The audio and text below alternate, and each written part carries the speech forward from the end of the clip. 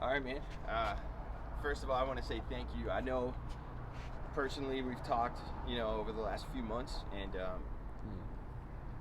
it's not easy to just meet some guy and give an interview. Right. This is your life. You're from here. You got people that that you grew up with. So I know this can't be easy, but I just want to say, I'm proud of you, because a lot of people, they don't want to talk about where they're at, and then they're never going to get out of that hole if they don't realize where they are, accept it, and try to make a change. So I really mean that from the bottom of my heart, man. From one addict to another, I appreciate you, bro. Thank I you, really man. do. Definitely. All right, so let's get into this, man. Thank you for sitting down for my channel, Broken People, Lost in Plain Sight. Basically, this has nothing to do with me. It really has nothing to do with you. It's a culmination of everyone that I speak to and their stories to try to help that next kid from putting a needle in his arm, try to help that girl from selling herself on the street to get dope. This is all about the youth and trying to help people see where they could end up. And it's also me trying to inspire you to make some change in your life for the better. So again, thank you. So tell me a little bit about yourself. What's your name? How old are you? Where are you from? My name is Lucas. I'm 28 years old. I'm from Argentina originally, so I was born there, and I moved out to the United States when I was 5 years old, to Utah, and then I moved out to Las Vegas when I was 13. Oh, so you've been in Vegas for a while. Yeah. How was your childhood? Did you have both parents in the house? Yeah, I had both my parents around up until my mom got deported when I was 13. So it was like my first year in Vegas. My mom ended up actually getting deported, and unfortunately that somehow made a split. Mainly my dad leaving my mother, to stay here. To keep the kids with dad. I guess to keep the kids in the country that he thought was personally better. I personally would have loved to be with my mom. When's the last time you spoke to your mom? I spoke to my mom right before I went to jail, so about 2 months ago. And she's like my best friend, so it's really hard to still talk to her. I got her name tattooed on me, but she also just recently got diagnosed with breast cancer, so it makes it really hard, because my worst fear since she got deported was her passing away, or something happened where I wouldn't be able to see her again. And during this time, it's just a lot more real than ever. So I should be talking to her though. There's no excuse. It's just painful. Yeah, life, man. Yeah. That's crazy. I'm sorry to hear about your mom. Oh, sorry. So tell me a little bit about your life in Vegas. You move out here. You go through that traumatic event as a kid, basically 13 years old. And what happens next? Are you still in school? Right. How much school did you complete? I went up all the way up to high school. I graduated up here on Las Vegas High School. Just shortly after my mom got deported, which was really traumatizing for me, because I took a lot of the blame for it at the time. I was getting ready for school, middle school, and there was a knock on the door. That was the only one up in the house at the time, and it was a cop, what it looked like. And as far as I knew, my parents were good people, no one did anything wrong. So I opened the door, and the first thing, he was like, "Where's your mom?" And I was in her room, and I pointed to the room, and they went in there 4 deep, fucking took her out, put a towel over her because she was naked. And that was the last time I saw her. So it was that quick, very, very, very traumatizing, just because I don't know, I felt if I wouldn't have opened the door, if I wouldn't have been up at the time, maybe we wouldn't have hurt. I don't know. It was you just feel a little I did guilty about that? I did feel a lot of guilt. I had to drop a little bit of that guilt, but yeah. So then afterwards, my dad decided to stay here, which I thought was confusing, because I was they were together, so why aren't we going with my mom? He ultimately gave me a decision. He was you got to the end of the month to decide if you want to stay here with me and your brother, or do you want to go with your mom? And off top, I was I want to go with my mom. That's my best friend. But he shut that shit down right away. He was no, you're not going with your mom. So, and then that right there, it was a big switching point for myself, where I became a lot more rebellious, just because felt like everybody was being unfair, and shit didn't make sense at the time. So Yeah, it sounds. My parents divorced when I was young. Nothing nearly as traumatizing. But it certainly changed me, you know. Of course, yeah. In certain ways. So you're here living with your dad. You're in that rebellious teenager phase. Right. Let's just dive right into it. When did were there drugs in the house? When did drugs become a part of your life? Okay. So I was actually like super straight edge up until high school. I like put X's on my arm and shit. So I thought, you know, drugs are stupid. And then I got into high school, and my dad was at this point, I don't want to put him on blast too much, but he was like kind of he was still very physically abusive, and he kind of like switched it up a little bit more after my mom left. So it intensified, and he also remarried to a coworker, you know, and she really wasn't allowed to have any part in stopping anything of the abuse or whatever. So that made me want to find, you know, things to cope with when I'd get home, because I'd be scared to get home from school. That's when I started, you know, smoking weed, right? You know, so freshman year I started smoking weed, you know, a lot of weed. Then sophomore year is when I started dabbling with like pills, you know, Xanax mainly, lower tabs, but a lot of Xanax for sure. A lot of Xanax. Yeah. So, tell me a little bit about. All right, let me backtrack. So, I see a lot of people on the street in Las Vegas. I've lived all over the world: Louisiana, Houston, New Jersey, Pennsylvania, Germany. There's a certain way you can define, you know, people that are just in a bad place versus people that are homeless and completely lost. Right. The reason I wanted to interview you, because you're always intellectual, you're very intelligent, you're always cognitive, you speak well. And I remember the first time we met, you took offense to me asking if you were on the street. Kinda, you said, well, no, I'm not homeless. Tell me a little bit about the transition to where you ended up on the street, because like I just told you before the interview, I personally want to give my all to help you get off the street, because I feel like you have so much more to give. So tell me a little bit about your transition to being on the street. Okay, yeah, no doubt. So I guess it kind of goes back to in high school. So that's where I met the mother of my child. So I wasn't getting along at the house, so I moved in with my baby mama when I was like a senior, and she was like I think a sophomore at the time. That was a big thing. I was like, I don't want to date no young girl. Anyways, after I graduated, I, you know, got all my legal situation straight, so I moved out and I got my own spot, started working at Walmart, you know, everything was good. And we were together for about almost 9 years, I think, almost 9 years. We had a kid, and we, you know, grew apart. Unfortunately, drugs played a big role, not on her behalf, but on my behalf, mainly. And after we split, you know, kind of became a little bit more reckless.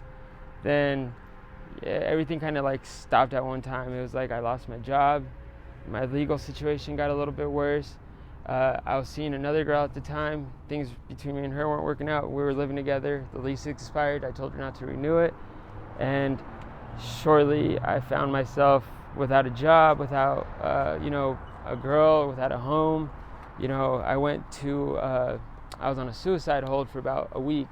And after I got out of the suicide hold, you know, I came out to the streets. You know, it was like straight from the hospital to like, where am I gonna, you know, decide to go, I guess, from here, you know, because everything was gone. It was like during that week, you know, my ex had moved out all my stuff from the apartment because, you know, the lease expired.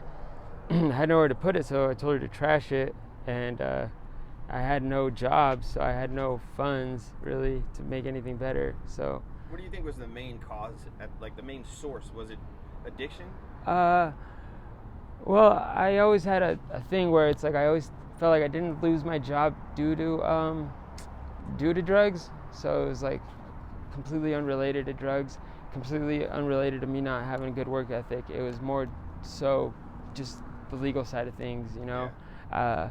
You don't have to get it. Right. So that's basically why I lost my job, which was my foundation to making, you know, to not being on the streets. So I think what it really was the split up between my baby mama, which is like I feel like my soulmate, the depression mixed with a little bit of drug use, and then just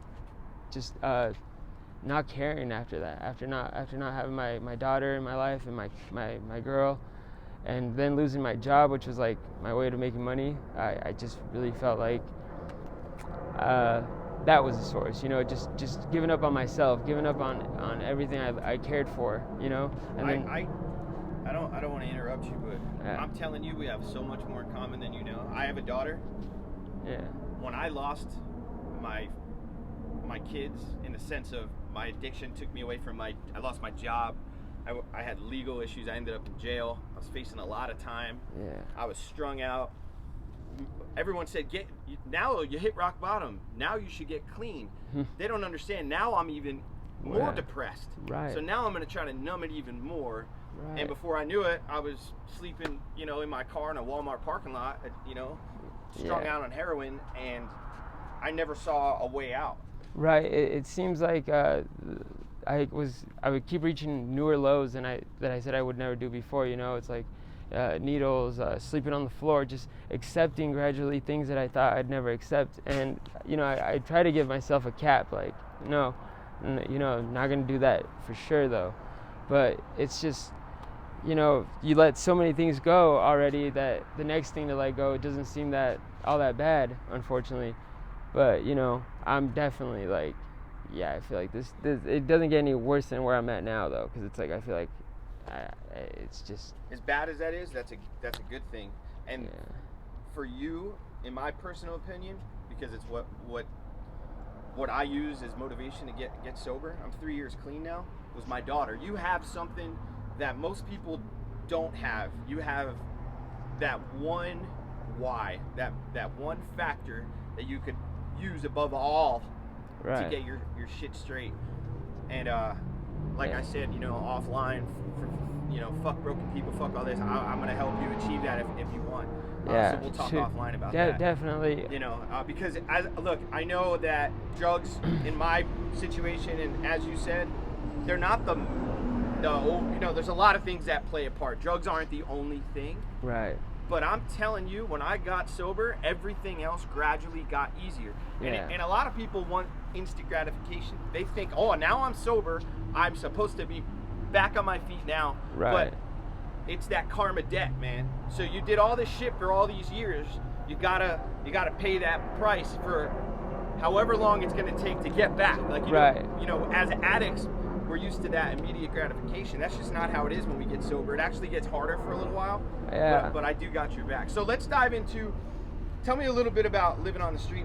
You were just telling me some stories about like just the daily struggle of like, being out here. Yeah. So it's like a lot of people will even say like, dude, why don't you have a job? Like, go get a job.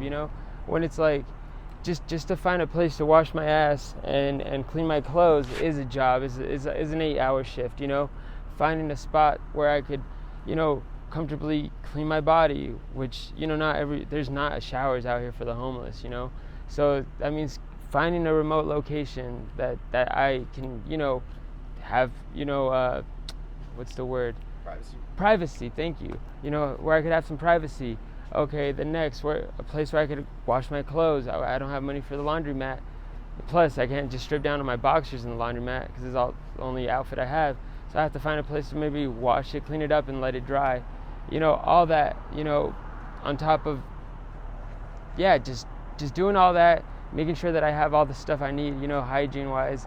That in itself takes all day. It could take all day just to not be able to, just to look presentable around, And then that's exhausting too. Plus, you have an addiction, so it's like. Yeah, talk to me about that addiction. After high school, I started dabbling with a pill called, Roxy. It's like oxycodone without the acetaminophen. Blues, right? Yeah, the blues. That was given through a really close source at the time. I didn't know really what I was dabbling with at all. So, I took them every day consistently for a whole year. When the source got cut off, I was sick. I didn't know what the hell was going on, man. I think I went to the hospital.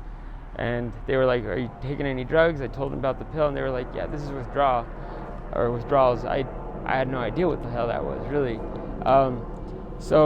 Then I realized, okay, well, I got to get more. So, boom, spent about 6 years messing with the blues.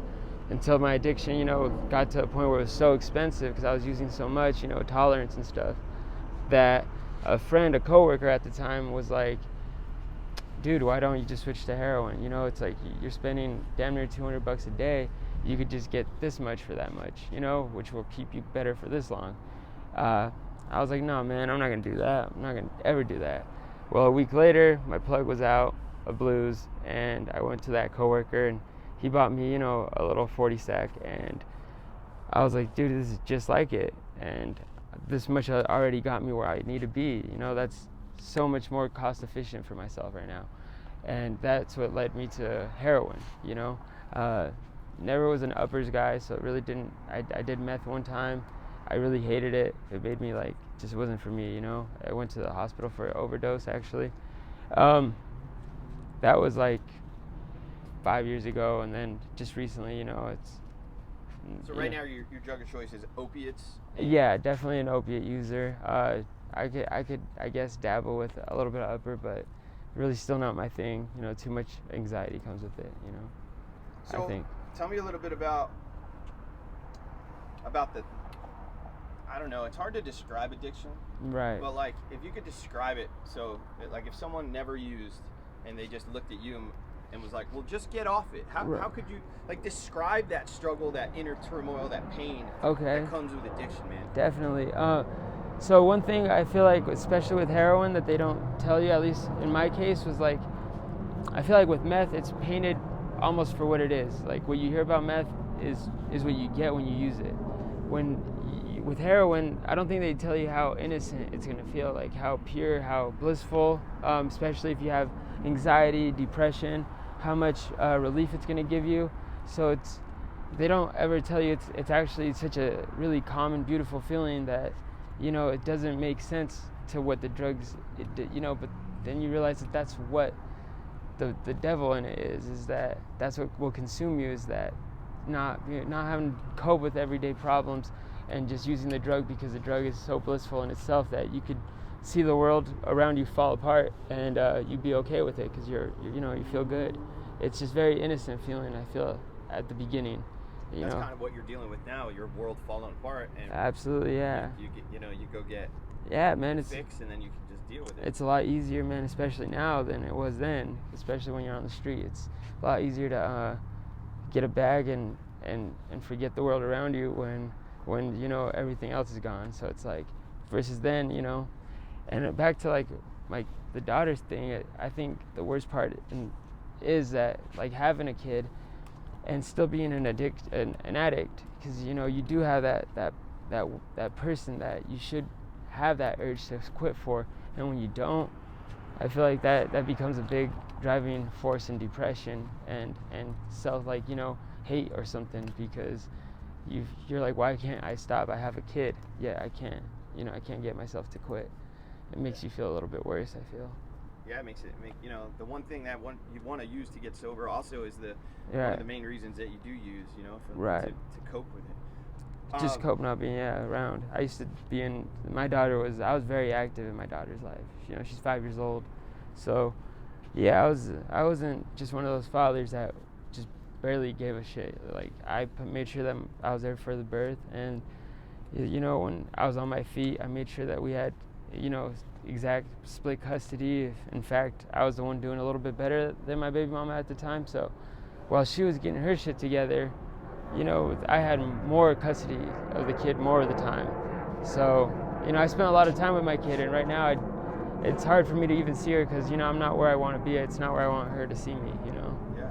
I don't have a place for her to run around. That. Too many people want to be inserted into their kids' lives when they're not mentally, physically there, to where they need to be. Right. There's a certain level of, as you know, as a dad, that, and I get it because I had to separate myself and move away to get straight, and it took a long time. But now I'm finally close to moving back, and yeah, man, it's a struggle, man. So speaking of struggle, everything good? Yeah. Okay. So speaking of struggle, tell me some day-to-day struggles you have now. Besides, you dabbled in the privacy thing. Explain to me a little bit about the community here. Like you were talking about, people robbing people and Right. they're just cutthroat out here, ruthless. Yeah, I mean, I haven't been homeless in another state. Sorry. But I can say, like, over here, the homeless are really, like, out, they don't seem to stick together as much, it's a lot of stealing from each other, once another, amongst each other. There's just a lot of looking out for oneself, which I get it. You're supposed to always put yourself first, but if you're homeless, you shouldn't take from the next homeless person. If you're going to take from anybody, if you have to steal from a store that has like insurance or something. Don't steal from the next guy that's in the same boat as you are with just as little as you have. Makes no sense. But yeah, like day to day, it's like I wake up, making sure that I fall asleep now with all my stuff like basically tied on me if I have to, which like my backpack has it's tied on my arm, locked up, or whatever I have to do to make sure I wake up with that stuff that I have. Because if you leave out your phone or something on accident, you fall asleep because you're too tired, you're not gonna wake up with that phone. You're not gonna wake up with those things. You have to take that extra cautiousness, to make sure you keep your things. Then I go try to figure out, oh, it's Vegas, so it's really hot right now. Making sure that I get some money for a drink, or hopefully I had already saved up a couple bucks, to go to the gas station and get me a soda, because like the heat will drain you from all your freaking fluids. Then you start thinking about, okay, I need to get my fix because I have X amount of time before I get really, really sick and I'm not able to do anything to make money, because I'm gonna be at that point just stuck, not able to do anything, just sick because my body hurts too much. So there's always that window of I feel like crap, but not too crappy to where, I could still go out and do something about it if I have to. And then you do that. I'm trying to do that through any legal way I can, not the illegal way. So if I have to detail some cars, usually I have a squeegee or, some rim cleaner, some tire shine, something like that, to earn a couple of bucks. I feel like it's a lot better to give a service for some money, because the person that is giving me the money worked for their money, so who am I to just ask for free? So that's how I take it. I don't knock the people that panhandle. It's just not my thing. I feel like I'd rather earn it somehow. All right, I'm gonna end with this. I'm gonna ask you one more question, and take a second to think about it. If you woke up tomorrow and you could make a real big change, like a big change, a long-lasting change for the homeless community, what would you do?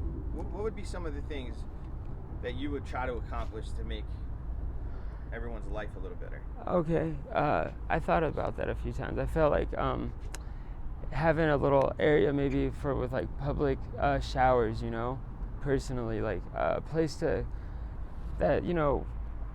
that's small, but has a couple showers, a sink, so you could at least go if you have a job interview or something to handle that day and like presentable. You have the option to go and knock that out in one go and go to that job interview looking clean and whatnot. So then the people that are homeless, that aren't clean looking, then that's by their choice. It's not by their circumstances around the community. So a place to clean yourself up would be one. That's right now there's no places that really care for the homeless enough to like let you go use the bathroom. So the second you even look a little homeless, they're not going to let you use the restroom. And is that a big thing where people look at you a certain way because of your situation? Well, I mean, I see it more with my other peers that are homeless. I always say, like, if they have carts and whatnot, walking up to like a business, if they see that cart, they're gonna immediately not even want you to come in the store. Even if I have usually I have 2 backpacks, I'll try to stash the backpacks somewhere outside, whether it be like in a bush or whatever, just so the business doesn't have to see the fact that I have 2 backpacks on me, so I could at least get to use the restroom. And really, if they realize that just letting some people use the restroom, they're so worried about the drug use that might go on that they're so they forget that they might have some shit on the wall the next hour if they don't let that person use the bathroom. It's not always about doing drugs, but it's like then you see this nasty crap all over the walls. So where else are people supposed to go? Unfortunately, you know, that sucks. Yeah. I personally will hold up until I find a place, but I don't blame people doing what they got to do. So that would be another, and a lot more, you know, public fountains and areas to be in that isn't illegal. You know, loitering's a big issue. So, but where are people supposed to go? The park is for kids for the most part, families. You know, I always feel like that's not the best place for a bunch of homeless people and drug addicts to be. And that's where the cops seem to tell you to be, you know, go to the park. It's like, I don't want to do that. You know, there's kids around. It's for families. Let that park be a park. Yeah. I don't know if that answers your question. No, it did, man. So again, I appreciate your time, man, and I'm gonna do whatever I can to get you where you need to be. So Right on, I man. appreciate you, bud.